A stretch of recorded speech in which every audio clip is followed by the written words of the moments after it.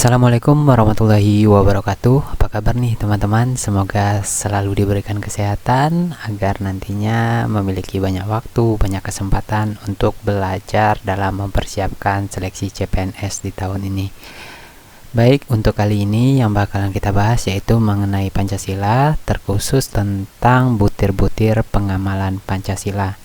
Pancasila sendiri merupakan materi yang pasti diujikan dalam pelaksanaan SKD CPNS, dan menurut saya untuk pengamalan dari butir-butir Pancasila ini merupakan soal yang tingkat analisanya biasanya itu luar biasa rumit ya.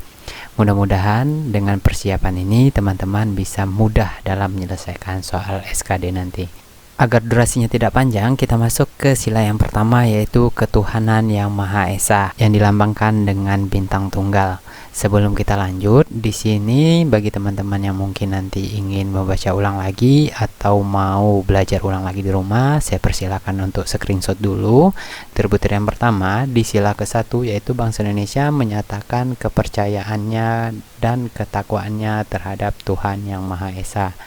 Di sini dalam pengamalan ataupun dalam butir-butirnya ini kita harus mengembangkan sikap hormat menghormati, bekerja sama antar pemeluk agama, membina kerukunan hidup antara sesama umat beragama, dan yang lebih penting yang lagi yaitu tidak memaksakan suatu agama dan kepercayaan terhadap orang lain. Biasanya untuk sila pertama ini di dalam soal ketika kalian ketemu nanti di dalam soal SKD itu gampang dideteksi ataupun bisa nih teman-teman, oh ini merupakan pengamalan dari sila-sila ke-1. Namun jarang ya, untuk ketuhanan yang Maha Esa itu jarang sekali. Berdasarkan pengalaman saya yang saya temukan itu bahkan di sila-sila yang saya anggap itu sedikit sulit ya membedakan. Contohnya itu sila ketiga ataupun sila kedua dan sila kelima, itu agak sulit dibedakan. Selanjutnya yaitu sila kedua, kemanusiaan yang adil dan beradab, yang dilambangkan dengan rantai emas. Nah, sedikit ya sebelum ke butir-butir, kenapa di sini lambang juga saya paparkan, karena berdasarkan pengalaman saya pernah mendapatkan soal untuk sila, misal untuk sila kedua dilambangkan dengan titik-titik. Nah, kalau kita tidak mengetahui lambangnya, maka sudah dipastikan kita tidak bisa menjawab soal. Lanjut ke butir-butirnya. Untuk butir-butir sila kedua, intinya dari sini adalah memanusiakan manusia. Dibuktikan dengan apa? Kita harus saling mencintai sesama, tenggang rasa, tidak semena-mena, menjunjung tinggi nilai-nilai kemanusiaan, gemar melakukan kegiatan kemanusiaan, dan lain-lain. Sekali lagi, inti dari butir-butir pengamalan sila yang kedua yaitu memanusiakan manusia. Kita lanjut ke sila yang ketiga yaitu Persatuan Indonesia.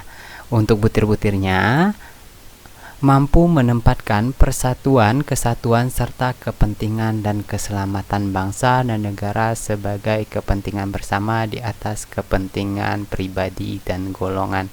Karena apa? Ini saya lingkari dulu. Jawabannya sederhana. Di sini kita udah dikunci menempatkan persatuan, kesatuan, serta kepentingan dan keselamatan bangsa dan negara. Untuk butir-butir lain saya rasa di sini hanya sebagai pendukung dari butir-butir pertama. Contohnya di sini yaitu sanggup dan rela berkorban untuk kepentingan negara dan bangsa apabila diperlukan. Kan sama nih, menempatkan kepentingan ataupun lebih mengutamakan keselamatan bangsa dan negara. Di sini juga ada cinta tanah air. Di sini kita harus mengembangkan rasa bangga terhadap Indonesia, kemudian kita memelihara ketertiban umum di sini, mengembangkan persatuan, udah pasti ya, dan memajukan pergaulan demi persatuan dan kesatuan bangsa. Untuk lambungnya sendiri, untuk sila ketiga ini dilambangkan dengan pohon beringin. Selanjutnya sila keempat yaitu kerakyatan yang dipimpin oleh hikmah kebijaksanaan dalam pemusyawaratan perwakilan. Untuk butir-butir sila keempat yang digambarkan dengan kepala penting ini, untuk pengamalannya yaitu yang pertama itu sebagai warga negara dan warga masyarakat, setiap manusia mempunyai kedudukan dan hak serta kewajiban yang sama. Tidak boleh memaksakan kehendak kepada orang lain, mengutamakan musyawarah untuk mencapai mufakat, menghormati hasil rapat ataupun hasil musyawarah, bertanggung jawab, melaksanakan keputusan, mengutamakan kepentingan bersama di atas kepentingan golongan ataupun di atas kepentingan pribadi. Musyawarah dilakukan secara akal sehat, keputusan diambil juga dapat dipertanggungjawabkan dan memberikan kepercayaan kepada wakil-wakil yang dipercayai untuk melaksanakan musyawarah. Contohnya kalau di Indonesia itu ini misalnya di DPR misalnya gitu ya, mempercayai DPR sebagai wakil rakyat dalam melaksanakan musyawarah. Seperti itulah kira-kira contoh sederhananya. Selanjutnya, sila yang terakhir yaitu keadilan sosial bagi seluruh rakyat Indonesia yang dilambangkan dengan padi dan kapas. Untuk butir-butirnya, ini ada 11 butir. Yang pertama yaitu mengembangkan perbuatan luhur yang mencerminkan sikap dan suasana kekeluargaan dan kegotong royongan. Biasanya nih soal itu digambarkan dalam sebuah proses gotong royong ataupun sebuah kegiatan di dalam masyarakat yang mereka lakukan secara bersama-sama. Adil terhadap sesama, menjaga keseimbangan antara hak dan kewajiban, menghormati hak orang lain, suka memberi pertolongan kepada orang lain untuk berdiri sendiri, tidak menggunakan hak milik atau bersifat pemerasan terhadap orang lain. Contohnya di sini misalnya di Tipikor ya. Pakai mouse ya, maaf ya. Tipikor, tindak pidana korupsi, itu masuk ke dalam pelanggaran terhadap sila yang kelima. Hal lain mungkin di sini yang paling banyak terjadi saat ini yaitu pelanggaran terhadap sila kelima, terutama menghargai hasil karya orang lain yang bermanfaat bagi kemajuan dan kesejahteraan bersama. Contohnya apa di sini? Contohnya kegiatan plagiasi ataupun seperti apa ya? Contoh sederhananya itu kita melanggar hak cipta seperti itu. Itu contoh yang mungkin gambaran umumnya pelanggaran terhadap hak cipta itu jelas itu melanggar sila ke-5. Kita masuk ke contoh soal. Setiap sila dalam Pancasila diberikan lambang yang memiliki makna tersendiri. Lambang rantai emas melambangkan sila ke A. Sila ke-1, B. Sila ke-2, C. Sila ke-3, D. Sila ke-4, E. Sila ke-5. Bagi teman-teman yang mau jawab silakan di pause dulu videonya dan dicatat aja ya jawabannya apa, nanti dihitung salahnya berapa dan benarnya berapa. Oke, kita langsung ke pembahasan. Jadi, di sini rantai emas merupakan lambang dari sila kedua. Oke, udah jelas ya. Ini udah pasti ya jawabannya sila kedua. Jawabannya yang B.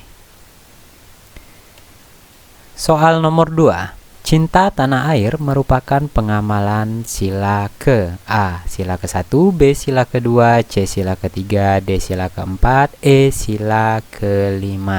Jawabannya yang mana? Ya, jawabannya adalah sila ke-3. Dalam sila ketiga, pada butir 3 ini dikatakan ataupun disebutkan bahwa salah satu butir-butirnya yaitu mengembangkan rasa cinta kepada tanah air dan bangsa. Selanjutnya soal nomor 3. Mengembangkan sikap saling menghormati kebebasan menjalankan ibadah sesuai dengan agama dan kepercayaannya di lingkungan tempat tinggal merupakan pengamalan sila A. Sila ke-1, B. Sila ke-2, C. Sila ke-3, D. Sila ke-4, E. Sila ke-5. Udah jelas ya, ini berhubungan dengan agama ataupun kebebasan dalam menjalankan ibadah. Ini pasti tertuang di sila yang pertama, yaitu ketuhanan yang Maha Esa. Jawabannya adalah A. Berikutnya soal nomor 4. Menjelang pemilu 2024, banyak peserta pemilu, baik itu bakal calon legislatif, yang melakukan kampanye di luar jadwal yang ditetapkan oleh KPU. Hal ini tentunya bertentangan dengan sila A. Sila ke-1, B. Sila ke-2, C. Sila ke-3, D. Sila ke-4, E. Sila ke-5. Ya teman-teman, mau coba jawab? Silakan dijawab. Kalau udah, kita masuk ke pembahasan. Ini kalau menurut saya ini lebih kepada pelanggaran terhadap sila ke-4.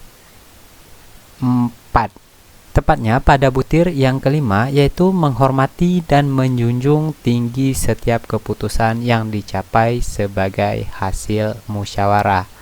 Kita kembali ke soal. Di sini terlihat bahwa bakal calon legislatif itu melakukan kampanye di luar jadwal yang telah ditetapkan oleh KPU. Berikutnya lagi, ini boleh dikatakan sebagai tidak menerimanya ataupun tidak melaksanakan hasil keputusan musyawarah. Untuk jadwal dan tahapan pemilu itu di KPU mereka tetapkan dengan melakukan rapat pleno. Jadi pada intinya jelas ya, no debat ya di sini ya. Ini pelanggaran terhadap sila ke-4. Jawabannya adalah D.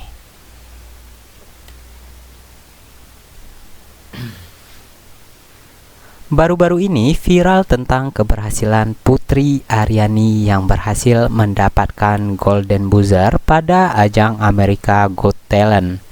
Semua masyarakat Indonesia bangga akan pencapaian Putri Aryani tersebut. Hal yang dilakukan Putri Aryani mencerminkan pengamalan Pancasila, tepatnya sila ke A ke-1, B ke-2, C ke-3, D ke-4, E ke-5. Oke, boleh di pause dulu kira-kira jawabannya. Oke, langsung kita bahas ya. Di sini, dalam kasus ini ataupun dalam paragraf ini dikatakan bahwa Putri Aryani itu mengikuti ajang yang dilaksanakan di Amerika yang bernama America Got Talent. Kenapa saya ambil di butir-butir sila ketiga? Karena dia cinta terhadap tanah air dan bangsa. Dia membawa nama Indonesia ke ajang tersebut. Sehingga apa? Dia juga berusaha untuk memajukan pergaulan Indonesia di tingkat internasional ataupun di tingkat dunia. Jadi jawabannya adalah sila ketiga yang C.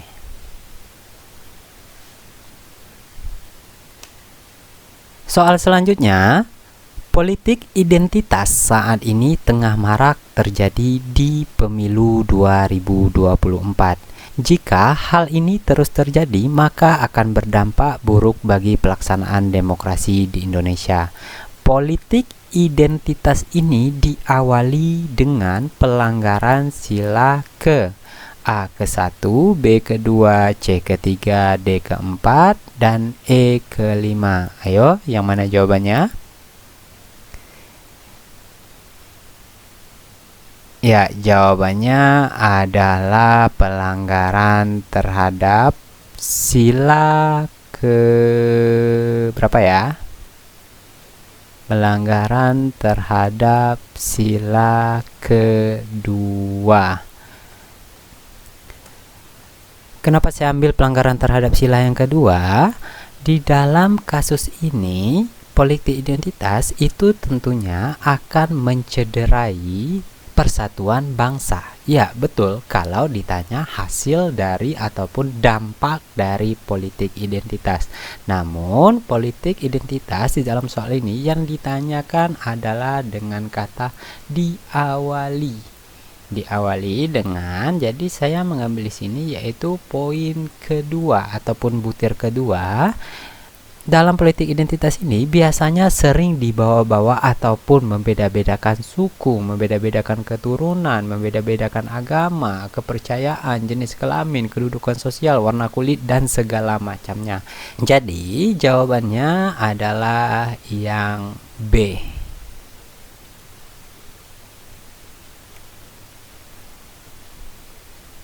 Selanjutnya soal nomor 7. Komisi Pemberantasan Korupsi atau KPK baru saja mengumumkan 6 orang tersangka atas kasus korupsi bantuan sosial beras untuk kelompok penerima manfaat atau KPM dan program keluarga harga atau PKH pada tahun 2020 silam. Sebanyak 3 orang ditahan. Sesuai dengan kebutuhan proses penyidikan, tim penyidik menahan tersangka berinisial IW, RR, dan tersangka RC, yang kemudian itu ditahan selama 20 hari. Jika hal tersebut terbukti, yang dilakukan tersangka dalam kasus tersebut merupakan pelanggaran sila ke A. Sila ke-1, B. Sila ke-2, C. Sila ke-3, D. Sila ke-4, dan E. Sila ke-5. Ayo, jawabannya yang mana? Ya, untuk tindak pidana korupsi itu dilanggar ataupun bertentangan terhadap sila yang kelima, yaitu keadilan sosial bagi seluruh rakyat Indonesia. Kita coba bahas ya, untuk butir-butir sila yang kelima. Menggunakan hak milik untuk bersifat pemerasan terhadap orang lain. Yang kedua, pemborosan dan gaya hidup mewah. Yang ketiga, ini sudah dipastikan bahwa pada poin ataupun butir ke-8, tersangka tersebut menggunakan hak milik untuk yang bertentangan dengan kepentingan umum atau merugikan kepentingan umum.